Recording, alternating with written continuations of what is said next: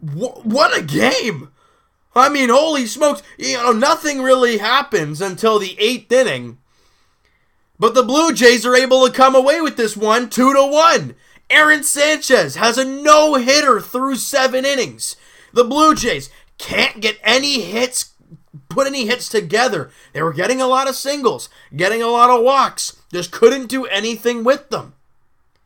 And we go to the top of the 8th inning. Aaron Sanchez got the no-no going. We're thinking this reminds me so much of Marco Estrada down in Tropicana Field, where, when Donaldson dove into the seats. Marco had a no-no going that day, and that's why Donaldson's catch was so remarkable, as well as it was nuts. But, same thing here. He had no run support, nothing going, and then in the top of the 8th inning, Miguel Castro comes onto the mound, and why does that name sound familiar? Former Blue Jay. Well, how's he a former Blue Jay? Well, he was in the Troy Tulowitzki deal he went to the Colorado Rockies with Jeff Hoffman in 2015. Obviously, that didn't work out in Colorado. Baltimore picked him up, and then here he is. He strikes out Josh Donald to start the inning, then walks Justin Smoke, who's been just on fire over the last, to start the season, really. And then Castro throws a wild pitch. Okay, Smokey moves up to second base. Then Solarte hits a base hit to the right side, and the right fielder, I don't know what he's thinking. First off, Smoke didn't get a good read on the ball. He has to make sure it gets down, so he's going to stop at third, no question. Guy comes hosing at home. There's no cutoff man, and the catcher tries to save it. It goes through his legs. Castro's not ready for it to go through his legs. It goes past him and into the Blue Jays dugout. So Smoke comes in to score. Well, okay, they're throwing the ball around. All right, thank you very much. There's the first run of the ball game for the Blue Jays. The way the game was going, we're like, this game's over. The Blue Jays got this. Then Aaron Sanchez comes out in the bottom of the 8th, and a ground ball to third. It was a hard-hit ground ball right through the wickets of Josh Donaldson. No gone. We're like, you got to be kidding me. The moment we give him a run, it happens. But then Santander singles to right, and they got runners on the corners with nobody out. So now the no means nothing anymore. You got to keep the lead. Well, then Gentry comes in. Mancini flies out to Kevin Pillar. So that's great. I'm totally messing that up. Santander singles. Then Cisco doubles to right. That makes more sense. Beckham scores, Santander to third, and Cisco at second. So second and third with nobody out. This couldn't have gone any worse to start the inning because they got the go-ahead run on third base. Mancini is up now, and he was 0 for 3, yes, but every single out was just a deep fly ball, a line drive shot. 2 to Kevin Pillar, I think 1 to Steve Pearce as well. I mean, oh my God, he's been ripping Aaron Sanchez, so we're all thinking Sanchez got to come out of here.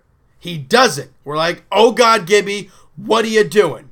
Well, Aaron Sanchez gets Mancini to fly out to center field to Kevin Pillar, shallow, so Gentry does not come in to score. And there's 1 out with runners at second and third. They intentionally walk Manny Machado to get to Jonathan Scope, not because they just don't want to face Machado, but they want that double play in order. They do that, and Scope ground ball to Diaz. Diaz to Travis, back to Smoke. It's a double play, and the Blue Jays get out of it. It's only tied 1 apiece. That is scrumptious. And then we go to the top of the 9th, and I'm thinking to myself, and I'm telling my parents, I'm like, you know what? I really want the Jays to get a run here because I do not want Baltimore to get a chance to walk it off in the bottom half. And they get 2 quick outs as Darren O'Day. Bautista ain't around anymore, but we all know Darren O'Day.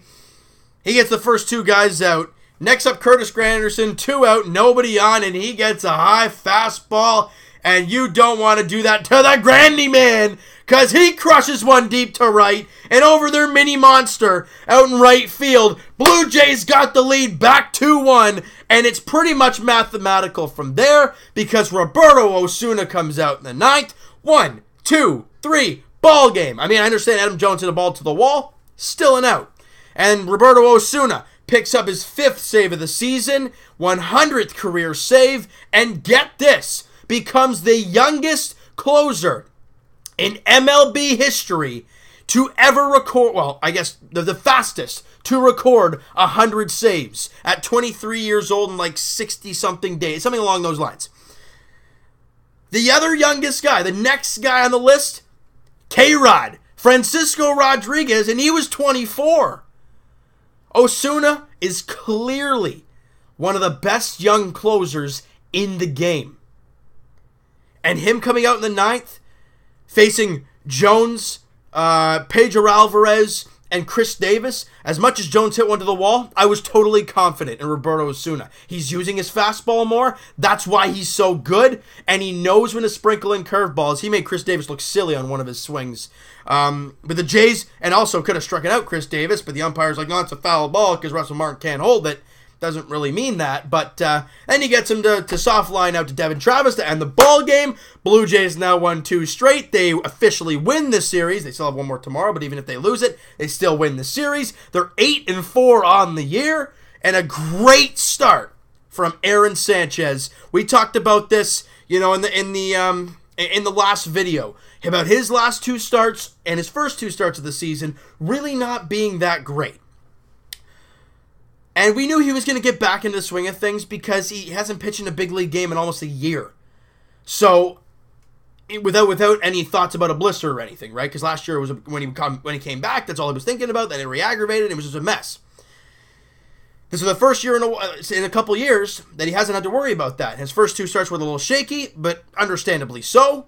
And then he comes out today against Baltimore, a team that usually dominates him, and goes 8 innings, giving up 3 hits, all in the 8th inning.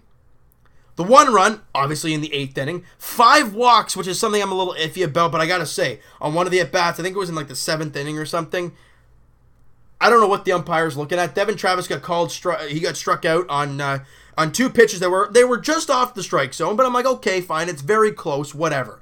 Aaron Sanchez throws 1 very close up, 1 very close in, 1 very close down, doesn't get any of them, and he walks a guy on that play.